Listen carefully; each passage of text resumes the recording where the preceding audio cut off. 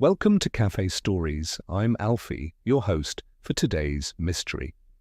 We're joining Nero Wolfe and Archie Goodwin today at the Brownstone on West 35th Street with The Second Slice Was Poisoned. Before we begin, I would love to know where in the world you are tuning in from today. Let me know in the comments. Settle in with a warm cup of coffee, stay curious, and let's ease into it. The Second Slice Was Poisoned. Chapter 1. A Disturbed Schedule. It was the second Tuesday in April, and in the old brownstone on West 35th Street, 3 blocks from the Hudson, Nero Wolfe was being unreasonable about corn. Not that this was anything new.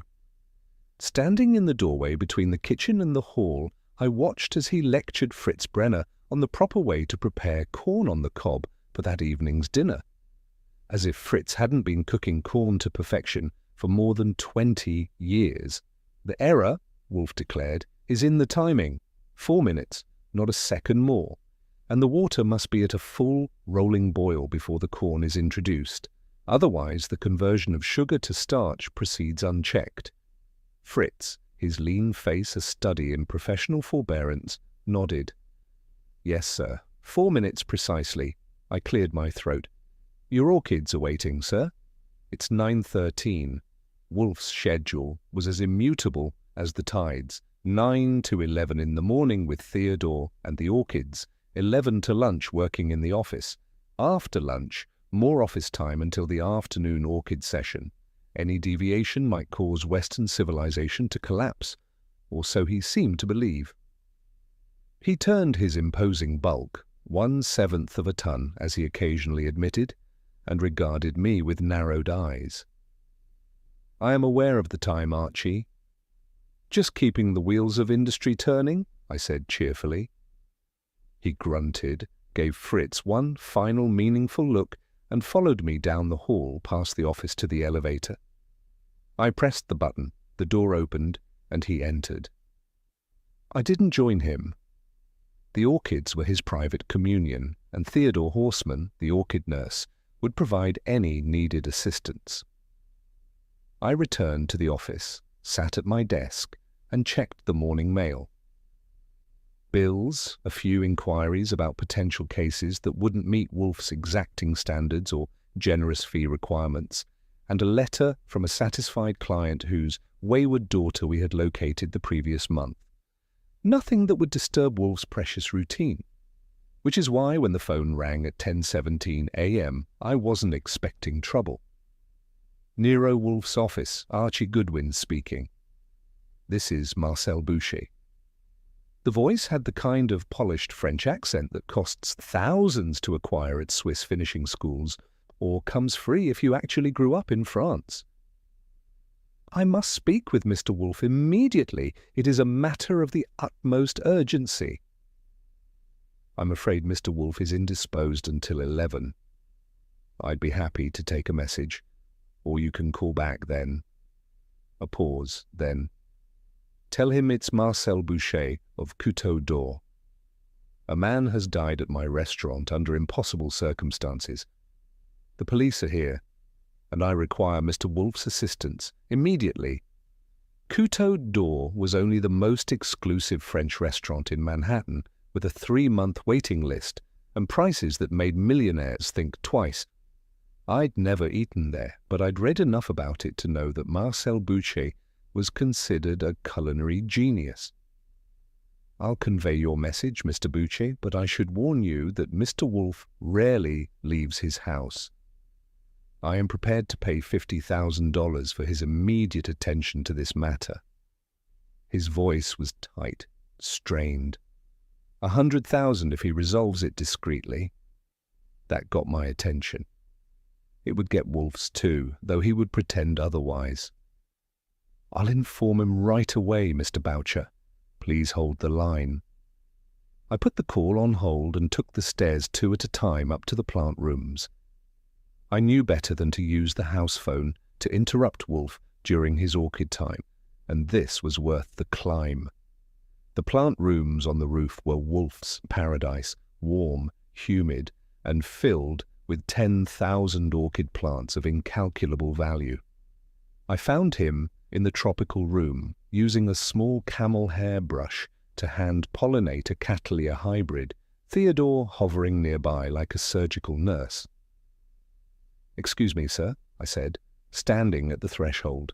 "One does not walk uninvited among Wolfe's orchids." He didn't look up. "It is 10:19, Archie. You know my schedule." Marcel Boucher of Couteau d'Or is on the phone. Someone has died at his restaurant under what he calls impossible circumstances. He's offering $50,000 for your immediate attention, $100,000 for a discreet resolution. Wolfe's hand stopped, the brush poised in mid-air. After a moment, he carefully completed the pollination, placed the brush on Theodore's waiting tray, and straightened to his full height. "Is the police involvement confirmed? He says they're there now." Wolfe sighed, a sound like air escaping from a bellows. "Tell Mr. Boucher I will speak with him. Bring the phone in." 15 minutes later, I was driving the sedan toward Midtown. Wolfe was not with me, of course not. He would not leave the brownstone for a death at a 3-star restaurant, not even for $100,000, but I was authorized to collect information, take statements, and report back to him. If the case proved sufficiently interesting or lucrative, he might consent to receive visitors at the brownstone later. Marcel Boucher had been frantic on the phone, his elegant accent fracturing under stress. Julian Lambert, New York's most influential food critic, had collapsed and died during a private tasting menu at Couteau d'Or. One moment he had been savoring the duck pâté, the next he was gasping and choking. He was dead before the ambulance arrived. The curious part, the detail that had persuaded Wolfe to dispatch me immediately, was that everyone at the table had eaten the same dish, prepared identically. Only Lambert had died. As I navigated through the late morning traffic, I wondered what we were getting into. Food critics made enemies, certainly, but murder at a private tasting seemed excessive, even by New York standards. I parked half a block from the restaurant's discreet entrance, where a small crowd of reporters had already gathered behind a police barricade. A uniformed officer checked my ID against Marcel's authorized list and waved me through. Inside, the restaurant was all subdued lighting, cream-colored walls, and dark wood, the kind of place where the menus don't list prices because, if you have to ask, you can't afford it. The maître d', a thin man with perfect posture, led me to a private dining room at the rear, his face as expressionless as if he were guiding me to a regular reservation rather than a murder scene. I steeled myself for what I might find. 20 years as Nero Wolfe's right hand had shown me plenty of death, but it never gets routine. What I wasn't prepared for was the tableau that awaited me. 6 living people seated at a round table, glasses of water before them, shell-shocked expressions on their faces, and one empty chair with a napkin crumpled on the floor beside it. The duck pâté, I noted, was still on the table. Chapter 2. 7 at the Table. Inspector Kramer hadn't arrived yet, which was a small mercy. I had maybe 15 minutes to get the lay of the land before he showed up and started asking why Nero Wolfe was poking his nose into police business. The private dining room at Couteau d'Or was elegant but not ostentatious, cream walls, dark wainscoting, and a round table that could seat 8 comfortably. The lighting was soft, from wall sconces rather than overhead fixtures. A serving cart stood against one wall, and a door in the corner presumably led to the kitchen. I approached the table where the 6 survivors sat in various states of shock. Marcel Boucher detached himself from a conversation with a uniformed officer and hurried over to me, hand extended. "Mr. Goodwin, thank you for coming so quickly." His handshake was firm, but his fingers were cold. He was a compact man, maybe 50, with the intense eyes of someone who had spent decades focusing on tiny details. "Tell me what happened, Mr. Boucher, from the beginning." "It was a private tasting, 7 guests, including Julian. A preview of our spring menu." He gestured toward the table.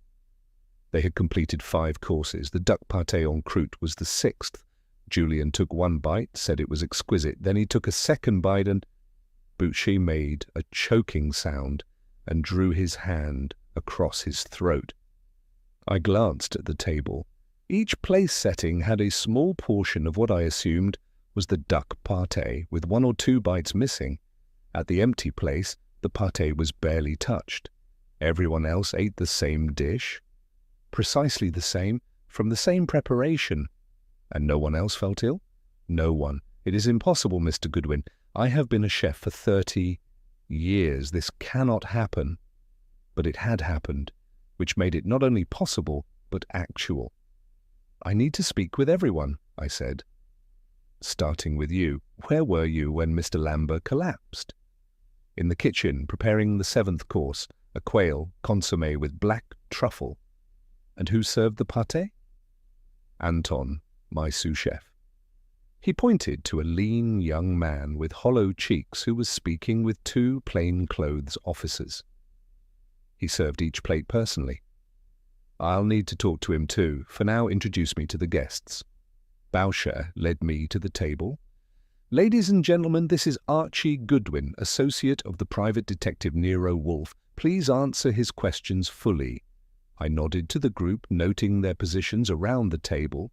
Clockwise from the empty chair, a silver-haired man with a permanent frown, a woman in her 30s with sharp features and sharper eyes, a heavy-set man whose expensive suit strained at the buttons, a younger man with a notebook, a woman in her 50s with perfect posture and a pearl necklace, and a balding man with wire-rimmed glasses.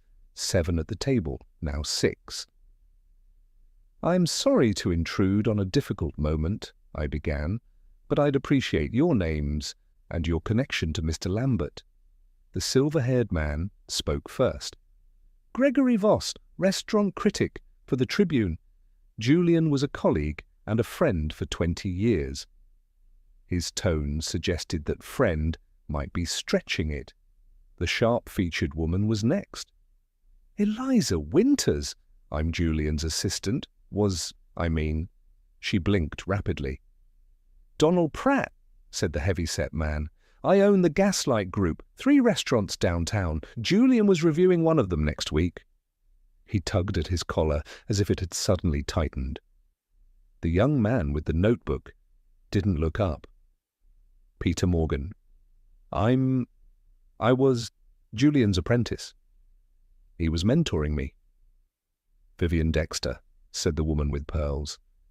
"I publish Food and Wine monthly. Julian wrote our feature column." The man with wire-rimmed glasses cleared his throat. "Bernard Shaw. I'm Julian's attorney." His voice was surprisingly deep for his slight frame. I took mental notes of their appearances, positions, and the subtle tensions between them. Wolfe would want every detail. "What can you tell me about Mr. Lambert's dining habits? Anything unusual?" Eliza Winters raised a perfectly manicured hand. "Julian was methodical. He always took exactly 2 bites of each dish, the first to appreciate the initial flavor profile, the second to analyze the complexity. And he insisted on fresh silverware for each bite," added Voss with a hint of contempt.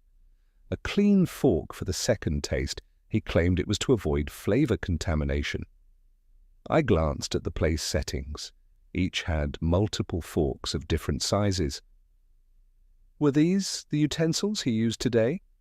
"No," said Eliza. "Julian always brought his own set, sterling silver, custom-made. He was particular about metal affecting taste. I made a note of that." "And where is this silverware now?" "The police took it," Bernard Shaw said, "along with everything else on his place setting." "Did anyone notice anything unusual about Mr. Lambert before he collapsed? Any complaints about the food? Any symptoms?" They exchanged glances, then Peter Morgan spoke up. He said the pâté was a triumph. Those were his exact words. He wrote it down. He tapped his own notebook. Then he asked for a fresh fork for his second bite. That's when it happened. Donald Pratt shifted his bulk in the delicate chair. It was horrible. His face turned red, then purple. He knocked over his water glass trying to stand, then he just collapsed. How long before medical help arrived? 8 minutes, said Vivian Dexter precisely. I timed it. Far too long, though I doubt it would have mattered. I was about to ask another question when Anton, the sous chef, approached with a uniformed officer. Sir, he said to Boucher, they want me to come to the station for more questions. Boucher looked alarmed. This is outrageous. Anton has worked for me for 5 years. He is beyond reproach. The officer, unimpressed, gestured toward the door. Just routine, sir. We need detailed statements from everyone who handled the food. As Anton was led away, I noticed Peter Morgan watching intently, scribbling something in his notebook. When he saw me observing him, he quickly closed it. Mr. Goodwin, Eliza Winters said suddenly, as something you should know, Julian was working on an important article, an exposé. He was very secretive about it, but it had him worried. He'd been receiving strange calls. What kind of exposé? He wouldn't say exactly. Something about restaurant financing. He said it would change the culinary landscape of New York. Before I could follow up, there was a commotion at the door. Inspector Kramer had arrived, chomping on an unlit cigar and looking like a storm cloud in a rumpled suit. His eyes found me immediately and his face darkened further. Goodwin, he growled. I might have known. Where's Wolfe? At home with his orchids. Where else? I'm just gathering information, Inspector. Kramer grunted something unflattering about orchids and private detectives. Well, I gather it's somewhere else. This is a police investigation. I knew better than to argue. I had enough to make a preliminary report to Wolfe, and we could decide our next steps. I handed my card to each person at the table and made my exit, noting that Bernard Shaw had moved to sit beside Eliza Winters and was speaking to her in a low, urgent tone. Outside, the April sun seemed unnaturally bright after the restaurant's dim interior. I stood on the sidewalk for a moment, organizing my thoughts. One man dead from a dish that 6 others had eaten without ill effect. A critic with enemies and a secret exposé. Custom silverware that only the victim had used. Wolfe would see connections that I couldn't. But first I had to get through the midday traffic and back to the brownstone before lunch. Otherwise I'd face something worse than murder, Wolfe's displeasure at a delayed meal. Chapter 3. Appetites and Ambitions. I was back at the brownstone by 12:40, which meant Wolfe was already at the dining table. You could set your watch by his schedule. Breakfast at 8 in his room, lunch at 1 o'clock sharp, dinner at 8 o'clock sharp. The routine was sacred. Fritz was just setting a plate of sliced tomatoes with basil and olive oil in front of Wolfe when I entered the dining room. Satisfactory, Wolfe said, inspecting the arrangement. He lifted his eyes to me. You're late. Midtown traffic, I replied, sliding into my chair. And Inspector Kramer was arriving as I left. Pfui. Wolfe selected a tomato slice with his fork. I presume you gathered the essential facts. I waited until Fritz had served me and retreated to the kitchen before reporting. I kept it concise and chronological, just as Wolfe preferred. The private tasting, the 7 diners, the sudden death after the second bite of duck pâté, the custom silverware, the mystery exposé, the reactions of the survivors. Wolfe listened without interruption, his eyes half closed as he methodically worked through his tomatoes. Most interesting, he said when I finished. The silverware, especially, and this exposé on restaurant financing. Fritz arrived with the main course, chicken fricassee with mushrooms and new potatoes, and we paused our conversation. Wolfe considered it sacrilege to discuss business while appreciating Fritz's cooking. After lunch, we moved to the office. Wolfe settled his 1/7 of a ton in his custom chair behind his desk. I took my chair at my desk and opened my notebook. "We'll need additional information," Wolfe declared. "The restaurant's history and its competitors, Mr. Lambert's professional connections and personal enemies, and most crucially, what he had discovered about restaurant financing that warranted an exposé." "I can start with the restaurant angle," I suggested. Couteau d'Or has been open for 3 years. Before that, the space housed Bellini's, an Italian place that closed suddenly amid rumors of health code violations. Were these violations substantiated? Not according to the public record, but the closure was abrupt. Bellini's had been there for 15 years. Wolfe frowned slightly. "Contact Saul Panzer. I want him to inquire about the custom silverware, where it was made, who handled it, when it was last in Mr. Lambert's possession." Saul was the best operative in New York, and he didn't come cheap. That Wolfe wanted him immediately meant he saw something promising in this case. "And I'll need Mr. Lambert's notebook," Wolfe continued. "From your description, his apprentice, Peter Morgan, maintains similar notes. Arrange to see them."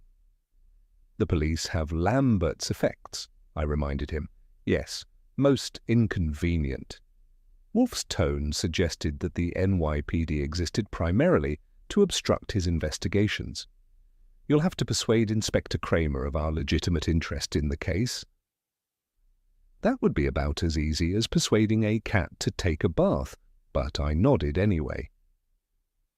"Call Mr. Boucher, inform him that I am considering his case and request samples of all food served at the event prepared identically."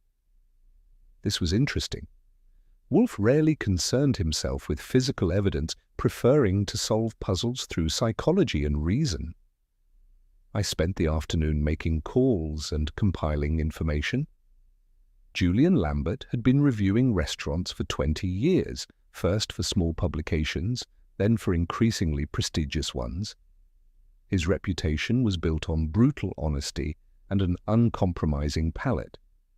His column could make or break a new restaurant. He had a knack for finding hidden gems in unlikely places, Eliza Winters told me over the phone. But he could be merciless about pretension or mediocrity. "Were there any recent reviews that caused particular backlash?" I asked. "He eviscerated Vincenzo's 3 months ago," she said, "called it an overpriced monument to culinary incompetence. The owner confronted him at a charity event last month." I made a note to look into Vincenzo's. "What about this exposé he was working on?" A pause. "I don't know the details. He kept his notes locked away and the files on his computer, a password protected. But I know he had meetings with several industry insiders over the past few weeks, and he was photographing documents." "Any idea what kinds of documents?" "Financial records, I think. Bank statements, invoices. He mentioned something about following the money last week." After hanging up, I called the office of Bernard Shaw, Lambert's attorney. His secretary informed me that Mr. Shaw was unavailable for the remainder of the day. Convenient. At 4 o'clock, Wolfe descended from the plant rooms after his afternoon session with the orchids. He settled at his desk, rang for beer, and looked at me expectantly. "I've got a list of Lambert's enemies, which is essentially every chef he's ever criticized," I reported. "But a few stand out. Vincent Russo of Vincenzo's had a public confrontation with him recently, and there's a chef named Thomas Grant who lost his restaurant after Lambert's review called his food criminally negligent." Wolfe grunted. "Predictable grievances. What of the exposé?" "Still unclear. His assistant confirms he was collecting financial documents related to restaurants. His computer and notebooks are locked or in police custody." "And Mr. Boucher?" "He's sending over food samples with his sous chef. Not Anton, who's still being questioned, but someone named Elliot. should arrive around 6. Fritz entered with a tray bearing a bottle of beer and a glass. Wolfe poured with his usual precision, drank a third of it, and wiped his lips with a handkerchief. "I have dispatched Saul to investigate the silverware," he said. "He will report this evening. Meanwhile, I want you to visit Mr. Lambert's residence. Miss Winters may be persuaded to grant you access. And if she isn't, then persuade her." Wolfe's expression was bland. "I understand you have a certain aptitude for gaining the cooperation of female witnesses." I ignored the jab. "What am I looking for specifically?" "His notebook, as I mentioned, and any indication of what financial irregularities he had uncovered. Concentrate on recent correspondence and research materials." I nodded and reached for my hat. Before I could leave, the phone rang. It was Donald Pratt, the heavy-set restaurant owner from the tasting. "Mr. Goodwin, I've been thinking about what happened. There's something you should know about Julian Lambert. He wasn't just a critic. He was an investor, silent partner in several restaurants across the city." "Including any that he reviewed?" "That's just it," Pratt said, his voice lowered. "I believe so, which would be a massive conflict of interest." "Do you have proof?" "Not yet. But that's what his exposé was about. Not restaurant financing in general, specifically about critics who secretly profit from the places they review. And Lambert was preparing to name names. If true, this would give several people a motive for wanting Lambert silenced." I thanked Pratt and hung up, then reported the conversation to Wolfe. He leaned back in his chair, fingertips pressed together in front of his substantial middle. "Most illuminating," he said. "Our case acquires additional dimensions." "You think Pratt is telling the truth?" "That remains to be seen, but consider. If Mr. Lambert was indeed preparing to expose corruption within his own profession, the list of potential enemies expands considerably." I reached again for my hat. The spring evening was cool but pleasant as I headed for my car, mentally reviewing what we knew. A poison that affected only one person, custom silverware. A secret exposé that might implicate not just chefs but critics as well. I had a feeling this case was going to get messier before Wolfe untangled it. Chapter 4. Silver and Secrets. Eliza Winters lived in a pre-war building on East 72nd Street. The doorman announced me, and she buzzed me up immediately. Her apartment was tastefully furnished with the kind of minimalist decor that takes serious money to achieve. Nothing out of place, nothing unnecessary. "I've been expecting you," she said, showing me to a sleek leather sofa. "Though I wasn't sure if you'd come today or tomorrow." "I like to exceed expectations," I told her. "I need to see Julian Lambert's notes and files related to the exposé he was working on." She perched on an armchair across from me. "The police have already been through his office. They took his computer and several files. But not everything, I'm guessing." A slight smile. Julian was cautious. He kept backups and alternates, and he didn't trust technology for his most sensitive work. She crossed to a bookshelf and removed what looked like a leather-bound edition of Mastering the Art of French Cooking. Inside was a hollowed space containing a small notebook with a black cover. "He left this with me last week, said if anything happened to him I should use my judgment about what to do with it." I took the notebook. The first few pages contained what looked like restaurant reviews in progress, written in a cramped, precise hand. But further in, there were columns of numbers, initials, and cryptic notations. One page was headed Money Trail, CO to GV via DP. CO could be Couteau d'Or, I mused. GV would be Gregory Voss, the critic, who was at the tasting, and DP is likely Donald Pratt. Julian was connecting some dots between certain critics and restaurant owners, Eliza confirmed, financial relationships that weren't disclosed. I photographed several pages with my pocket camera, knowing Wolfe would want to study them in detail. Did he mention anyone specifically who might be dangerous if exposed? She hesitated. He was concerned about Gregory Voss, said Voss had powerful friends who played rough. His words, I handed back the notebook. Keep this safe. We may need it again. When I returned to the brownstone, Saul Panzer was waiting in the office with Wolfe. Saul was small, wiry, and unimpressive to look at, until you noticed his eyes, which missed nothing. He was the best operative in New York, and Wolfe paid him accordingly. The silverware was custom-made by William Steele and Sons, Saul reported without preamble. Sterling silver with a proprietary alloy that supposedly doesn't affect taste. Lambert ordered the set 5 years ago, 12-place settings at $2,000 each. Wolfe raised his eyebrows a fraction. Extravagant. Gets better, Saul continued. 3 weeks ago, Lambert brought his personal set to Steele for cleaning and polishing, standard service they offer to clients. The set was returned to him 2 days before the tasting. I sat at my desk and made notes. Who handled it at Steele's? That's where it gets interesting, Saul said. The craftsman who normally services Lambert silver was on vacation. A new employee handled it instead, guy named Robert Finch. And this Mr. Finch quit the day after Lambert's set was returned. Left no forwarding address. I'm working on tracking him down. Wolfe sipped his beer thoughtfully. Most suggestive. Continue your inquiries, Saul. Find this Mr. Finch, and determine if anyone connected to our case has any relationship with William Steele and Sons. After Saul left, I showed Wolfe the photographs of Lambert's notebook. He studied them with his lips pursed. The connection between Couteau d'Or, Gregory Voss, and Donald Pratt requires elucidation, he said finally. And we need further information on the financial structure of Couteau d'Or. I can look into that, I offered. Yes. But first, I believe our food samples have arrived. Fritz mentioned a delivery.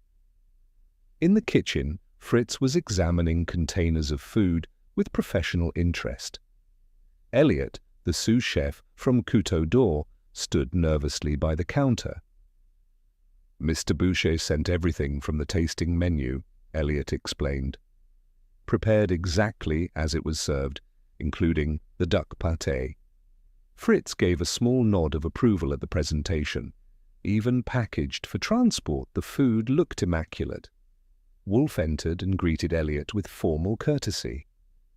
Thank you for bringing these samples. I have some questions about the preparation methods. Of course, sir. The duck pâté, how was it constructed? Elliot's face lit up with professional pride. Duck liver, pork fat, cognac, and our blend of spices. The pastry is made with European butter. Each portion is individually baked in its own mould. And the service? Each portion was plated in the kitchen by Anton, our sous chef. He personally carried them to the dining room on a tray. Could anyone have tampered with Mr. Lambert's portion specifically? Elliot looked uncomfortable. I don't see how. Anton prepared them identically and served them all at once. After Elliot left, Fritz examined the duck pâté with critical attention. Excellent technique, he pronounced. The pastry is perfect. Wolfe nodded. This preparation seems inconsistent with selective poisoning. If the toxin were in the food, all would be affected. Unless it was added to Lambert's plate specifically, I suggested. In front of 6 witnesses? Unlikely. Wolfe frowned. No, Archie, we must look elsewhere for our solution. Later that evening, I was typing up my notes when the phone rang. It was Bernard Shaw, Lambert's attorney. Mr. Goodwin, I understand you've been making inquiries about Julian's work. That's right. I need to inform you that all of Julian's notes and unpublished materials are legally protected. His exposé is the property of his estate, which I represent. We're investigating his death, Mr. Shaw, not trying to scoop his story. Nevertheless, I must insist that you cease any attempts to access his confidential files. Otherwise, I'll be forced to seek an injunction." After hanging up, I relayed the conversation to Wolfe. "Most interesting," he murmured. "Mr. Shaw seems anxious to keep Mr. Lambert's discoveries private. Could Shaw be representing someone implicated in the exposé? It's possible. Attorneys often serve multiple clients."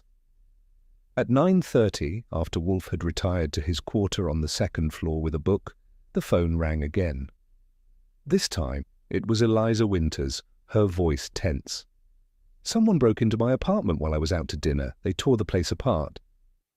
"The notebook is safe. I had it with me." "But they were looking for something, Mr. Goodwin." "Where are you now?" "At a hotel. I didn't feel safe at home." "Good. Stay there. Don't tell anyone where you are." I hung up and stared at the phone, considering the implications. Someone was desperate enough to break into Eliza's apartment looking for Lambert's notes. The stakes were escalating. I walked to the window and looked out at the dark street. Somewhere out there was a killer who had managed to poison one specific person at a table of 7, leaving no trace that the police could detect, and who was now hunting for evidence of the motive. Tomorrow would be a busy day. We needed answers about the silverware, the financial connections, and whatever explosive information Lambert had uncovered, but for tonight, all I could do was make sure my .32 was loaded and within reach. Chapter 5. Taste and Timing. The morning began with a summons to Wolfe's bedroom, which happened about as often as a solar eclipse. I knocked and entered to find him propped up on pillows, yellow pajamas immaculate, reading a book on toxicology. "I've been considering the timing," he said without preamble. "Mr. Lambert consumed 2 bites of pâté, yes? When did symptoms begin, after the first bite or the second?" "The second," I said. According to the witnesses, he praised the dish after the first bite, then requested a fresh fork, took a second bite, and immediately showed distress. "Ah." Wolfe marked his page and closed the book. "Most illuminating." "Is it?" "Indeed. I want you to telephone Fred Durkin, have him visit Mr. Lambert's apartment. Tell him to look specifically for medications, both prescription and over-the-counter." Fred wasn't as sharp as Saul, but he was reliable and followed instructions exactly. I arranged for him to meet Eliza at Lambert's place, then headed down for breakfast. By 11, Wolfe was at his desk, beer at his elbow, reviewing the case. "What do we know of Couteau d'Or's financial structure?" "Marcel Boucher is the executive chef and public face, but he's not the owner," I reported, checking my notes.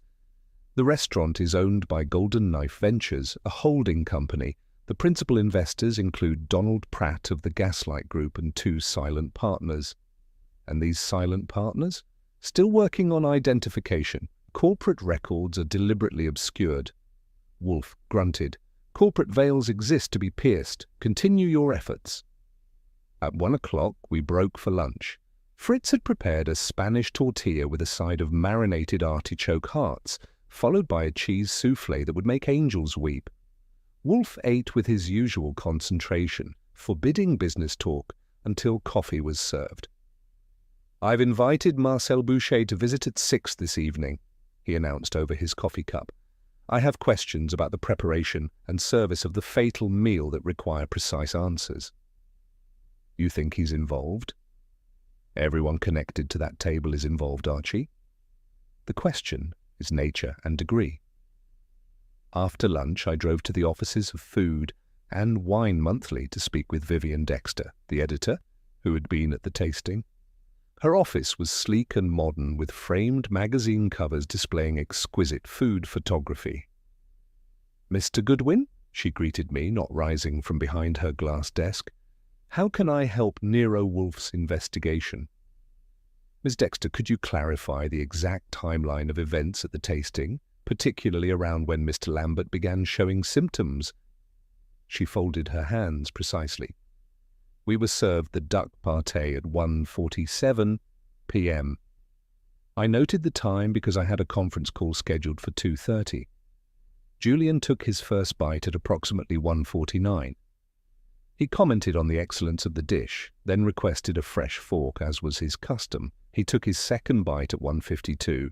Within seconds he began to cough. By 1:53 he was gasping. At 1:55 he collapsed. The ambulance was called immediately but didn't arrive until 2:03. By then he was already gone. Her clinical precision was unsettling. You seem very certain of these times. I'm an editor, Mr. Goodwin. Precision is my profession. She opened a drawer and removed a small notebook. I document everything. Habit of 30 years in publishing.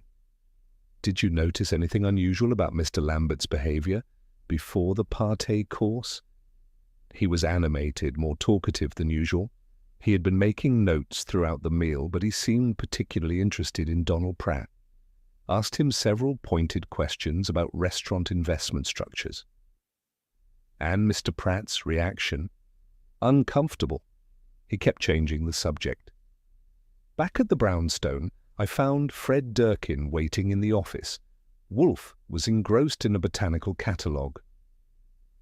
I checked Lambert's place like you asked, Fred reported. Found a medicine cabinet full of the usual stuff. Aspirin, antacids, sleeping pills. But there was also a prescription for something called methoxyphenamine, for asthma, according to the label. Asthma, I raised an eyebrow. None of the witnesses mentioned Lambert having breathing problems. The prescription was recent, Fred added, filled just 3 weeks ago. Wolfe looked up from his catalogue. Most interesting. Was the medication being taken? Check the pill count. That's just it, Fred said. The bottle was full. 30 pills, none missing. A new prescription unfilled, Wolfe murmured. Continue, Fred. Any other findings? I found a notebook hidden in a hollowed-out book. Cookbook, actually. Fred produced a small leather-bound journal. Similar to the one Eliza Winters showed me, I noted. But not identical, Wolfe pointed out, examining it. The binding is different. I flipped through the notebook. It contained more of Lambert's cramped handwriting, but these notes were more explicit. Names, amounts, dates, financial transactions linking restaurants to critics. And on the final page, a single line, GV equals 15% silent stake in CO via offshore. Proof confirmed. GV is Gregory Voss, I said. He owns a hidden stake in Couteau d'Or while reviewing restaurants for the Tribune. A significant conflict of interest, Wolfe agreed. And possibly a motive for murder, I added, if Lambert was about to expose this in his article. At 5:30, the doorbell rang. I expected Marcel Boucher, but instead found Anton, the sous chef who had served the fatal meal.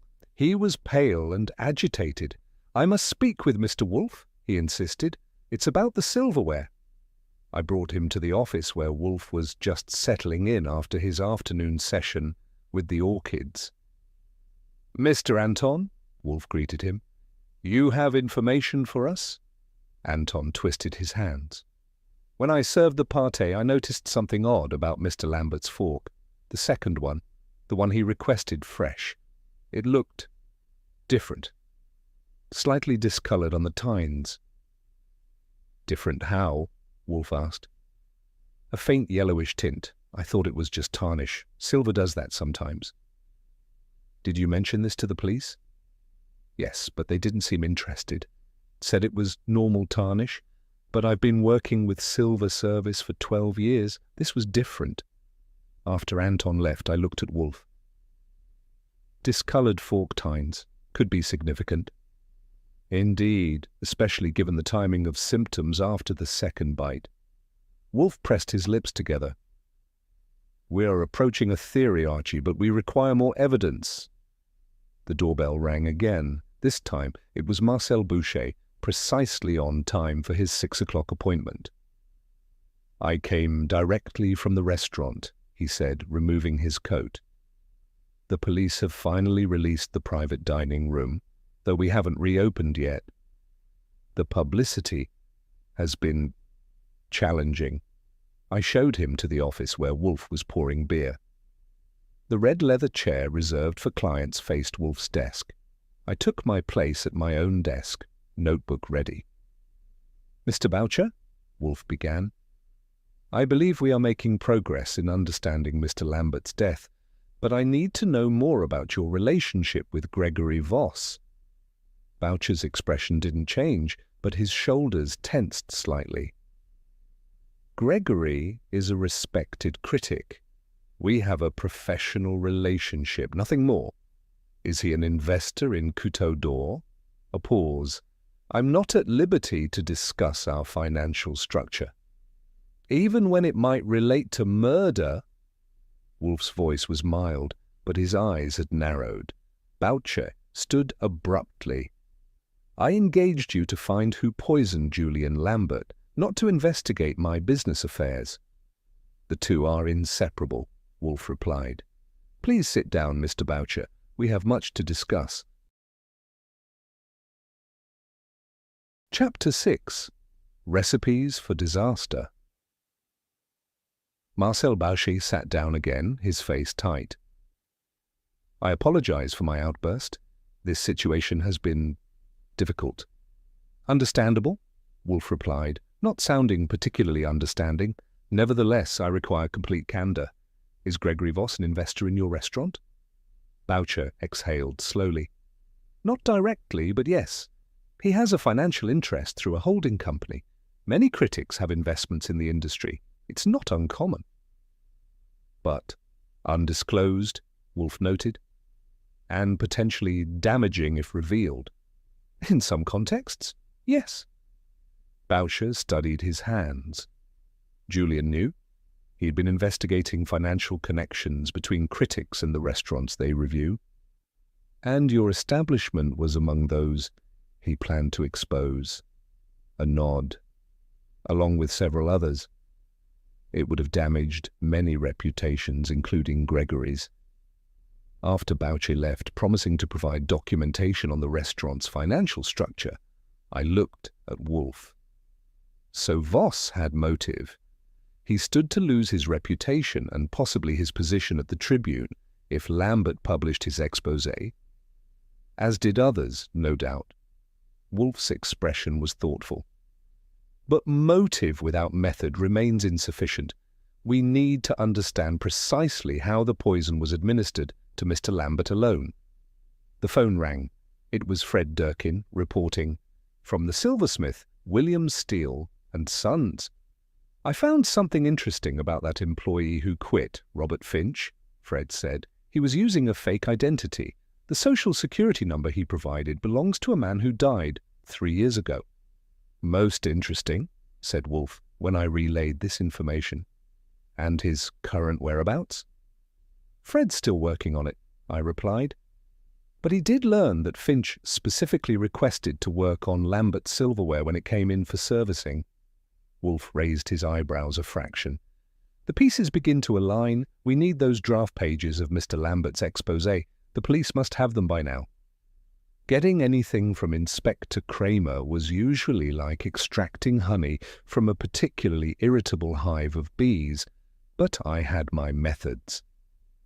A call to Sergeant Pearlie Stebbins, carefully worded to suggest we might have information beneficial to their case, arranged a meeting for the next morning. The following day began with Wolfe altering his sacred morning schedule. Instead of spending the full 2 hours with his orchids, he came down to the office at 10:30, a clear indication of his interest in the case. "I have been considering the chemistry involved," he announced, lowering himself into his chair. "Certain toxins react with silver to create compounds that dissolve slowly when exposed to acid." "Like the acid in food," I suggested. "Precisely. The duck pâté would have mild acidity from the cognac. perhaps insufficient to dissolve the toxin immediately, but enough for a delayed reaction. Which explains why the symptoms appeared after the second bite, I said, following his reasoning. The poison needed time to dissolve into the food. A theory requiring verification. Wolfe reached for the phone. We need an expert on metallurgy and chemical reactions. While Wolfe consulted with a chemistry professor from Columbia University, I left for my meeting with Pearlie Stebbins at a diner near the precinct. "We've got toxicology results," Pearlie admitted after I'd plied him with coffee and donuts. "Lambert died from acute thallium poisoning. Nasty stuff. And, yeah, we found drafts of an article he was writing. Explosive material about critics secretly investing in restaurants they review." "Any names mentioned specifically?" Pearlie eyed me suspiciously. "Several. Gregory Voss was prominently featured, so was a woman named Helen Burke from the Daily Post." "What about the silverware? Any findings there?" "Nothing conclusive. No obvious poison residue." Pearlie frowned, though one of the texts mentioned something odd about one of the forks. A slight discoloration. Could be nothing, or it could be everything, I thought. Back at the brownstone, Saul Panzer was waiting with Wolfe. His normally impassive face showed a hint of satisfaction. "I found Robert Finch," he announced. "Real name is Robert Voss. He's Gregory Voss's nephew." "Well, well," Wolfe murmured. "Family connections." "Gets better," Saul continued. "He studied chemistry at MIT before dropping out 3 years ago, and he's been working odd jobs since, including as a lab assistant at a pharmaceutical research company that handles toxic metals." The final piece clicked into place. "Including thallium?" "Especially thallium," Saul confirmed. "They use it in experimental treatments." I reported my conversation with Pearlie, including the toxicology findings. Wolfe listened intently, his eyes half closed in concentration. "We now have method and opportunity," he said when I finished. Robert Voss, with his chemistry background, coated one of Lambert's forks with a thallium compound designed to dissolve slowly when exposed to acid. As the silversmith, he had access to Lambert's personal cutlery, and as Gregory Voss's nephew, he had motive to protect his uncle from exposure. "But we still need proof," I pointed out. "Without the contaminated fork or a confession, it's all circumstantial." "Indeed," Wolfe opened his eyes fully. "Which is why we will reconvene this evening with all parties present. Archie, arrange it, 7 o'clock, everyone who was at that table, plus Bernard Shaw, and Eliza Winters. And Inspector Kramer, of course. Kramer won't come without more than what we've got. Tell him we've identified Lambert's killer and can prove it. That should suffice." I spent the afternoon on the phone, arranging the evening's gathering. Most agreed readily, though Gregory Voss required some persuasion, and Bernard Shaw initially refused until I mentioned we'd be discussing the contents of Lambert's exposé.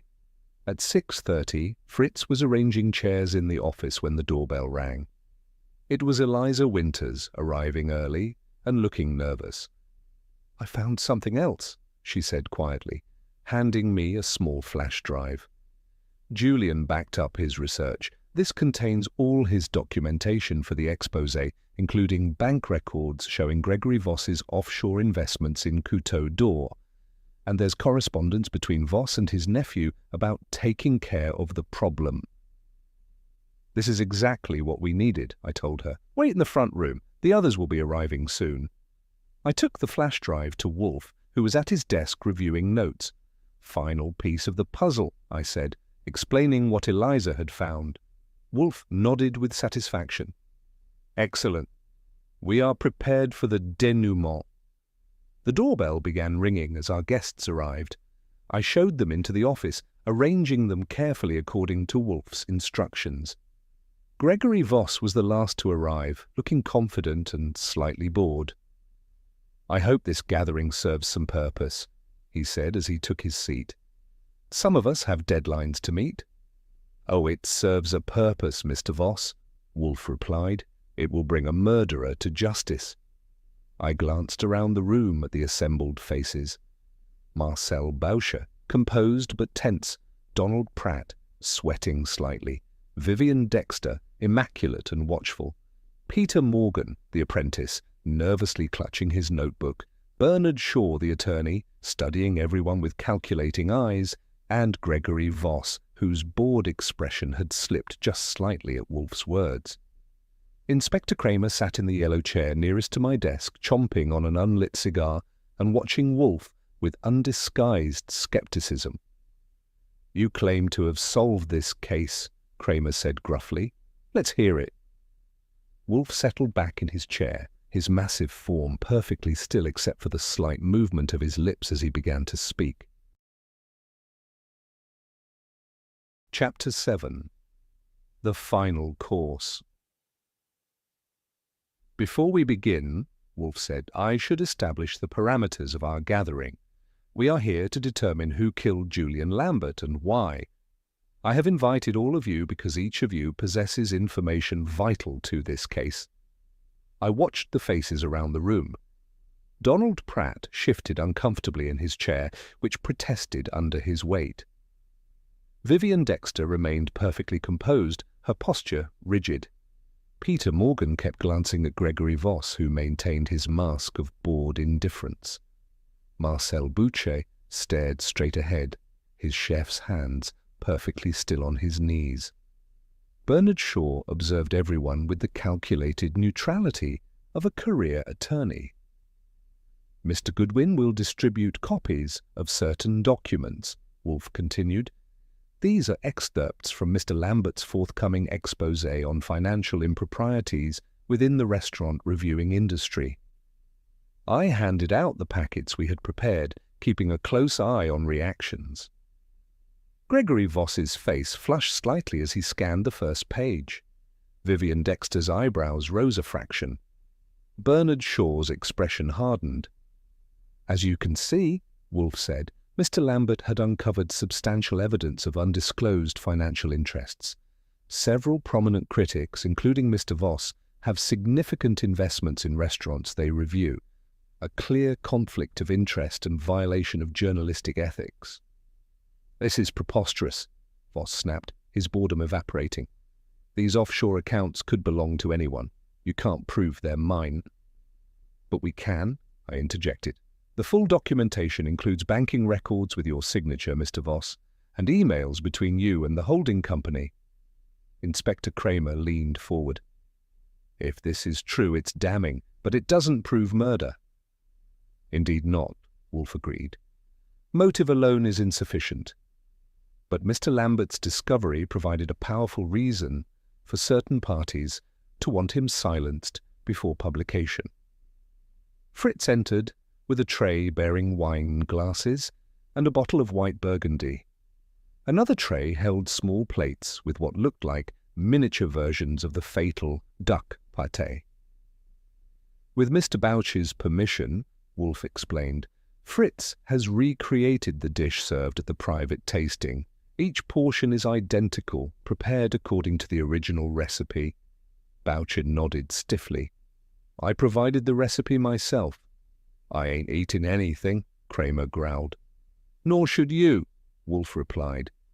"This is demonstration, not dinner." Fritz placed a plate and wine glass before each person, then discreetly exited. Beside each plate, he had placed 2 silver forks polished to a high shine. "Mr. Lambert died after taking his second bite of duck pâté," Wolfe said. "Not his first. This timing is crucial. He requested a fresh fork for his second taste, as was his custom. That fork was the murder weapon." The room was silent. I could almost hear the collective pulse quicken. "The method was ingenious," Wolfe continued. "The fork, and only that specific fork, was treated with a thallium compound designed to dissolve when it contacted the mild acidity in the pâté. The poison was not in the food itself, which is why no one else was affected."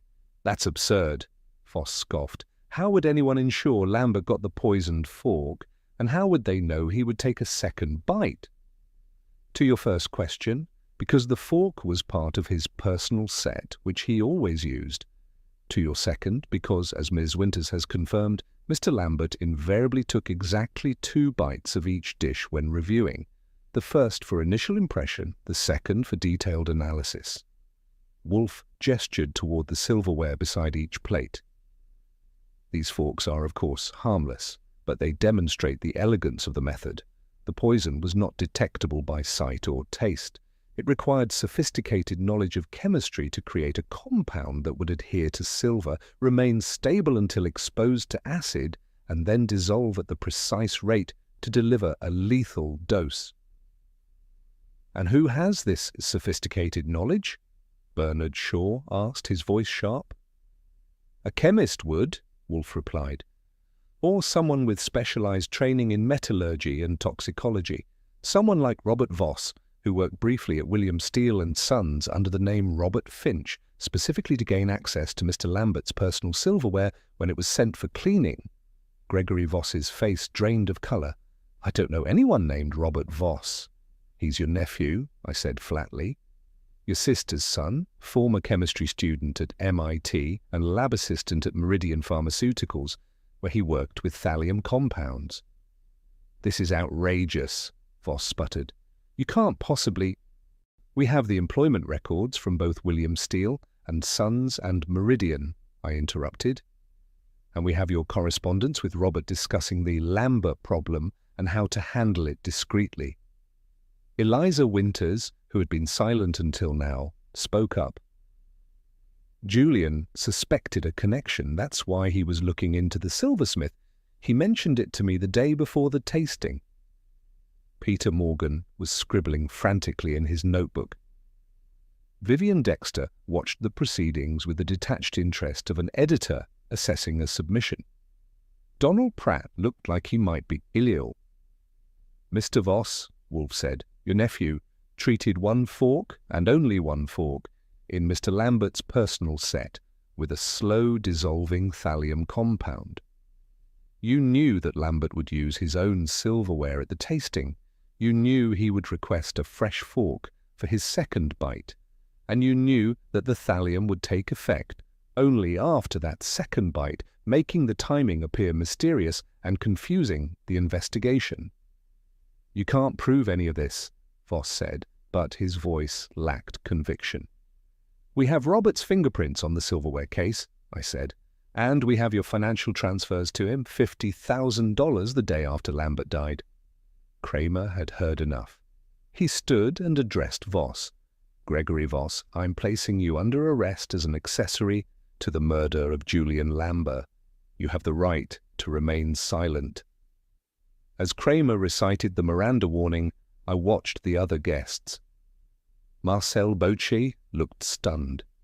Bernard Shaw was already reaching for his phone, no doubt calling a criminal defense attorney. Eliza Winters sat very still, her face unreadable. Where is Robert Voss now? Kramer demanded after finishing the warning. We believe he left the country, I replied.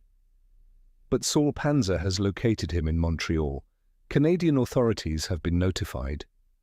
Kramer gestured to Sergeant Stebbins, who had been waiting in the hallway. Take him downtown and get APBs out for this Robert Voss character. He turned to Wolfe. I'll need all your evidence. Mr. Goodwin will provide copies, Wolfe replied. The originals remain with us until the case is formally closed. As Voss was led away, protesting his innocence, the remaining guests sat in shocked silence. Donald Pratt was the first to speak. Does this mean the exposé won't be published? The contents are now evidence in a murder investigation, Wolfe replied. But eventually, yes, I expect the information will become public. Marcel Boucher stood. I should return to my restaurant. There will be changes needed in light of these revelations. One by one, they departed. Eliza Winters was the last to leave. At the door, she turned to me. Julian would have appreciated the irony. She said quietly, killed by his own fastidiousness about silverware. After everyone had gone, I returned to the office where Wolfe was savouring a beer, his eyes half closed in satisfaction. "A successful conclusion," he murmured, "though Kramer will take the credit, as usual. And our fee? Will be paid in full by Mr. Boucher, as agreed, plus expenses." I sat at my desk and looked at the documents scattered across it. The case had been solved through Wolfe's methodical reasoning and attention to detail, particularly his focus on the timing of Lambert's symptoms. The poisoned fork was an elegant solution to the puzzle of how one man could be poisoned while 6 others eating the same food remained unharmed. Tomorrow I would type up the full report for our files, but tonight, as the spring evening settled over the brownstone, I had a feeling our involvement with the restaurant world wasn't quite finished. Wolfe was eyeing the duck pâté Fritz had prepared with unmistakable interest. Chapter 8. The Second Slice. The morning after Gregory Voss's arrest, I was at my desk typing up the final report when the phone rang. It was Inspector Kramer. "They found Robert Voss," he said without preamble. "Canadian police picked him up at a hotel in Montreal. He's not contesting extradition." "Confessing?" "Singing like a canary. Says his uncle masterminded the whole thing, promised him $100,000 and a new identity." "Which confirms our reconstruction," I noted. Yeah. Kramer always hated admitting Wolfe was right. "The lab boys finally found traces of thallium on that second fork, by the way. Some new test they tried. Anyway, case closed." After hanging up, I reported the news to Wolfe, who was in the office reading a book on Byzantine history. "Satisfactory," he said, not looking up. "Though I imagine there are still loose ends to tie up." As if on cue, the doorbell rang. It was Eliza Winters and Peter Morgan, Lambert's assistant and apprentice. I showed them into the office where Wolfe marked his place in his book and regarded them with mild interest. "Mr. Wolfe," Eliza began, "we wanted to thank you personally for solving Julian's murder and to discuss the exposé." "Ah," Wolfe said. "I presumed that might be your concern." Peter Morgan opened his notebook. "Julian entrusted us with continuing his work if anything happened to him. With Gregory Voss arrested and Robert Voss in custody, we feel it's safe to move forward with publication." "A reasonable assessment," Wolfe agreed, "though there remains the question of the other critics and restaurateurs implicated in Mr. Lambert's investigation." "That's partly why we're here," Eliza said. "We have the complete files now, but we'd value your insight on how to proceed." Wolfe's eyebrows lifted a fraction. "I am a detective, not a publisher." "But you understand the implications," Peter insisted. "This story goes beyond Voss. There are at least 5 other prominent critics with hidden financial interests in restaurants they review. The industry will be upended." "As perhaps it should be," Wolfe replied. "Transparency serves the public interest." I watched the exchange with interest. Wolfe rarely concerned himself with the aftermath of his cases, preferring to consider his involvement concluded once the criminal was identified. "There's something else," Eliza said after a moment. "We've been approached by Marcel Boucher. He wants to make a statement acknowledging the improper relationship with Voss and announcing reforms at Couteau d'Or." "A prudent decision," Wolfe noted. "Self-preservation often motivates ethical epiphanies." The doorbell rang again. This time it was Saul Panzer, arriving for a scheduled meeting about the case's loose ends. I introduced him to our visitors. "I've completed the financial trace," Saul reported. "The money trail confirms everything. Gregory Voss owned 15% of Couteau d'Or through an offshore shell company. He gave favorable reviews to restaurants he invested in, boosting their value." "And Lambert discovered this pattern," I added. "Not just discovered," Peter said. "He had documented it meticulously for years. The exposé was to be his masterpiece, a complete investigation into corruption in food criticism. Wolfe folded his hands over his substantial middle. The motive becomes even clearer. Mr. Voss stood to lose not only his reputation, but his considerable investments if the article were published. "The method still amazes me," Eliza said, using Julian's own fastidiousness against him. "Many victims contribute unwittingly to their demise," Wolfe observed. Mr. Lambert's insistence on fresh silverware for his second taste provided the perfect opportunity. Peter looked up from his notebook. "The chemistry is fascinating. Robert Voss created a thallium compound that would only dissolve in the presence of acid, like the wine vinegar, and cognac in the pâté. The reaction required time," Wolfe explained. "The first bite was harmless because the poison had not yet dissolved into the food. By the second bite, the reaction had progressed sufficiently to deliver a lethal dose. The science of murder, elegant in its way, though I kept that thought to myself." Fritz appeared at the door. "Lunch is served, sir." Wolfe never discussed business during meals, so our visitors departed with promises to keep us informed about the exposé's publication. After they left, I joined Wolfe in the dining room where Fritz had prepared a spring vegetable soup, followed by poached salmon with dill sauce. "A satisfactory conclusion to the case," Wolfe said, between appreciative mouthfuls, "though I suspect the repercussions in the culinary world will continue for some time." The repercussions for our bank account were immediate and positive. That afternoon, a messenger delivered an envelope from Marcel Boucher containing a cheque for the agreed fee plus a substantial bonus. Enclosed was a note inviting Wolfe to a private dinner, a couteau d'or, once the restaurant reopened. A genuine token of gratitude for preserving my establishment's integrity. Wolfe read the note with a faint smile. "Integrity is a curious concept in the restaurant business, it seems. Will you accept?" "The cheque, certainly." The dinner invitation requires consideration. Later that evening, after Wolfe had gone up to his orchids for the day, I sat in the office finishing my report on the case. The phone rang once more. It was Bernard Shaw, Lambert's attorney.